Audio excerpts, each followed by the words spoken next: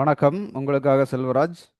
இந்த பதிவு ஒரு பயிற்சி நோக்கத்துக்காக மட்டும் தான் கொடுக்கப்படுது. அதனால தயவு செய்து பயிற்சிக்கு மட்டும் பயன்படுத்துங்க. ரெக்கமெண்டா எடுத்துக்காதீங்க. வாங்க சேனலுக்குள்ள போலாம்.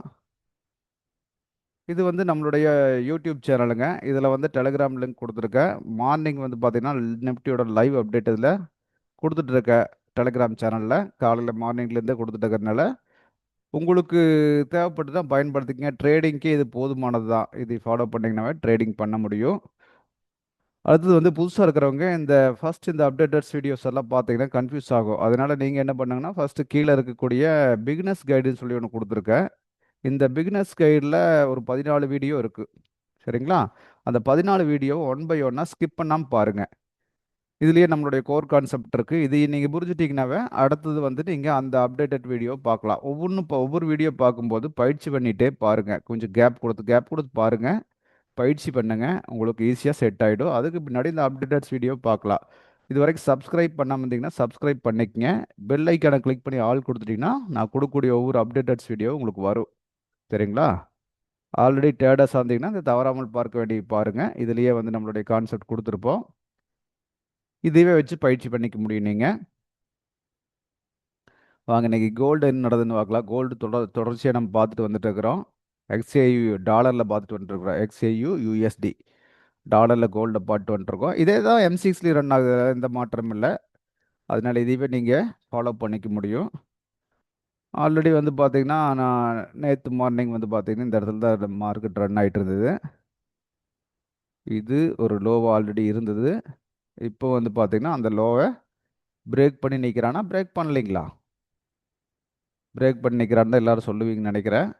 பட் வந்து பிரேக் பண்ணல அப்படின்னு தான் நம்ம வச்சுக்கணும். எப்படி ஏன் பிரேக் பண்ணலை அப்படின்னு சொல்லி பார்த்தீங்கன்னா இப்போ இங்கேருந்து மார்க்கெட்டு இங்கே வந்து லோவை உடைச்சிட்டு கீழே வந்து விக் இது வரைக்கும் வச்சுருக்கா. பட் பாடி க்ளோஸ் எங்கே இங்கே நடந்திருக்கு. இப்போ க்ளோஸ் பண்ணல. அகைன் வந்து பார்த்தீங்கன்னா இப்போ விக் இங்கே வச்சுருக்கு. அதுக்கு பின்னாடி வந்து பார்த்தீங்கன்னா லேட்டஸ்ட் லோ இதுதானே. அது என்ன பண்ணியிருக்குது அப்படின்னு பார்க்கணும் நீங்கள். இது என்ன பண்ணியிருக்குது இங்கேருந்து வந்து பார்த்தீங்கன்னா இந்த லோ கீழே பாடி வைக்கல. அதை கவனிச்சு பாருங்கள். இந்த லோ உடைச்சிட்டு விக் இது வரைக்கும் வச்சுட்டு பாடி கொண்டு போய் இங்கே க்ளோஸ் பண்ணுறான். அப்போ லோ பிரேக் பண்ணிட்டானா? பட் பாடி க்ளோஸ் பண்ணல. எகைன் வந்து பார்த்தீங்கன்னா மறுபடியும் மேலே போகிற மார்க்கெட் கொஞ்சம் இவ்வளோ தூரம் போயிருக்கு. போயிட்டு கீழே வந்தது. எகைன் இந்த பாடிகளுக்கு எதுக்குமே வர முடியல. ஸோ இது வந்து க்ளோஸ் கீழே வைக்கல அப்படின்னு மட்டும் தான் நம்ம கணக்கெடுத்துக்க போகிறோம். அப்போ ஆவரேஜாக வந்து பார்த்திங்கன்னா இந்த இந்த ஏரியாவை வந்து பிக் பண்ணியிருக்கான்னு சொல்லலாம். புரிஞ்சுங்களா? இந்த ஏரியாவை வந்து டச் பண்ணிவிட்டு போயிருக்கான் அப்படின்னு வேணால் எடுத்துக்கலாம் நாம். அப்போ இது இந்த சப்போர்ட் எடுத்துகிட்டு போயிருக்கா. இப்போ ஓவராலாக ட்ரெண்டை பார்த்துக்க மேலே வந்து கீழே வந்து மேலே வந்து ஒரு சின்ன ஜர்க்காகி இப்படி தான் போயிருக்கா. அப்போ இது என்ன ட்ரெண்டுன்னு பார்த்தீங்கன்னா ஓவராலாக வந்து பை ட்ரெண்ட் அப்படின்னு எடுத்துக்க. ஒவ்வொரு ஜர்க்களையும் வந்து ஒவ்வொரு இடத்துலையும் வந்து ரிவேஸ் ஆகிறதுக்குண்டான பாசிபிலிட்டி இருக்குதுன்னு நம்மளுக்கு தெரியும். இப்போ வந்து இங்கே ரிவேஸ் ஆகிட்டு இருக்கிற மாதிரி காட்டிகிட்டு இருக்கிற அவ்வளோதான். அப்போது ஓவரால் ட்ரெண்டு பை ட்ரெண்டு அப்படின்னு சொன்னீங்கன்னா கூட கரண்ட் ட்ரெண்ட் என்ன ட்ரெண்டு செல் ட்ரெண்டு அப்படிங்கிறத நம்ம அண்டர்ஸ்டாண்ட் பண்ணிக்கணும். புரிஞ்சுங்களா? அப்போ நம்ம ஓவரால் ட்ரெண்ட் பைனா பைக்காக வெயிட் பண்ணிகிட்டு இருக்க முடியாது. இந்த செல் ட்ரெண்ட் ஆப்பர்ச்சுனிட்டி நம்ம நீட்டாக பயன்படுத்திக்கணும். எல்லா இடத்துலையும் வாய்ப்புகள் கொடுத்துட்டே தான் இருக்குது. ட்ரெண்ட் என்னென்னு ப்ராப்பராக பார்த்துட்டோம்னா இதை நாம் எளிமையாக வந்து காசு பண்ண முடியும், பைசா பண்ண முடியும். சரிங்களா? அப்போ ஒவ்வொரு இடத்துக்கும் வந்து இந்த ட்ரெண்டை நம்ம வாட்ச் பண்ணணும். ட்ரெண்ட் பாருங்கள் இது வரைக்கும் வந்து பார்த்தீங்கன்னா ஹையை கட் பண்ணிட்டு போயிட்டு இருந்தான் இல்லைங்களா? ஹையை கட் பண்ணிட்டு அந்த பாடி க்ளோஸ் வச்சு போயிட்டு இருந்தா. கோடு கூட நேராக வர மாட்டேங்குது. அடி ஏய் சரி ஓகே. இது வந்து ஹையை கட் பண்ணிட்டு போயிட்டு இருக்கா. ஒரு கட்டத்தில் வந்து பார்த்தீங்கன்னா இந்த ஹையை கட் பண்ணுறது நிறுத்திட்டு லோவை கட் பண்ணாமல் வந்துட்டு இருந்தா பார்த்தீங்களா? ஒரு கட்டத்தில் வந்து ஹையை கட் பண்ணுறது நிறுத்திட்டு லோவை கட் பண்ண ஆரம்பிச்சிட்டான். அப்போ இப்போ வந்து ஹையை கட் பண்ண மாட்டேங்கிறான்.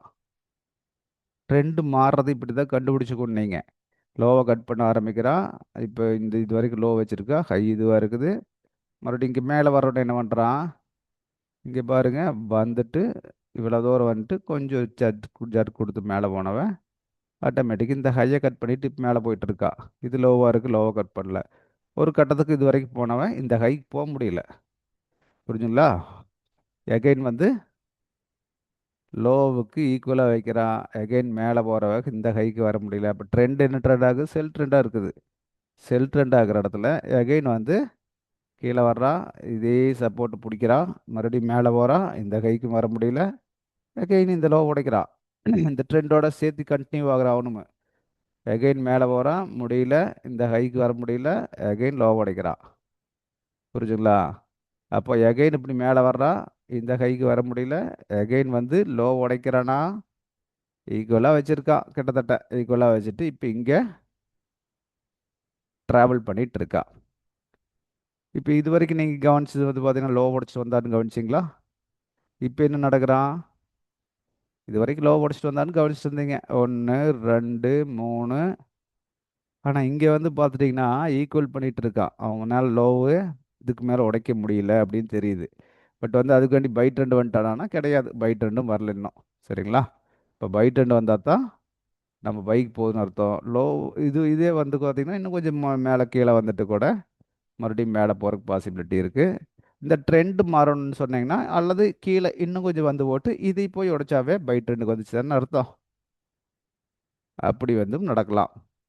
இப்போ அந்த ட்ரெண்டை மட்டும் நம்ம பர்ஃபெக்டாக வாட்ச் பண்ணோம்னாவே நம்மளுக்கு ஐடியா கிடைக்கும். இதை 15 மினிட்ஸில் நம்ம 1 ஹவரில் போட்டுருக்கோம். இது 15 மினிட்ஸில் பார்ப்போம். இது இந்த மாதிரி உங்களுக்கு நம்மளுக்கு ஆப்பர்ச்சுனிட்டி கொடுத்துருக்கு அப்படின்னு சொல்லிட்டு.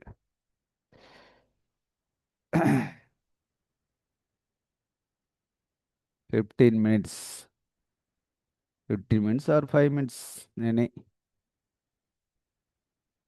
ஓகே. நேற்று லாஸ்ட்டாக பார்த்த இடம் எது?